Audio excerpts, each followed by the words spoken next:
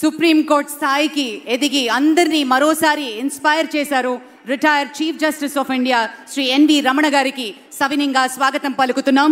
శ్రీ ఎన్ వెంకటరమణ గారు నిలువెత్తు న్యాయానికి నిలువుటద్దల్లాగా భాసిల్లేటువంటి రీతిలో భారతదేశంలో సుప్రీంకోర్టు వంటి ఒక అత్యున్నత స్థాయి న్యాయ సంస్థకు చీఫ్ జస్టిస్గా పనిచేసినటువంటి తెలుగువారిగా మనమంతా ఎంతో అభిమానించాం.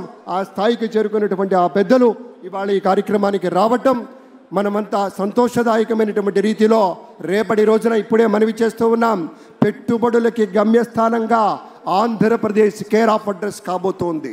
శాఖల ద్వారా కదంబ మాలలు కావచ్చు, సాంస్కృతిక విశేషాలు కావచ్చు, అన్నీ కూడాను వారసత్వపు కళారూపాల ఔన్నత్యాన్ని నిలబెట్టుకుంటూ నాటి రోజుల్లో చెప్పేవారే స్వచ్ఛాంధ్రప్రదేశ్, స్వర్ణాంధ్రప్రదేశ్ అని ఇంతకుముందే సోదరి అన్నారు.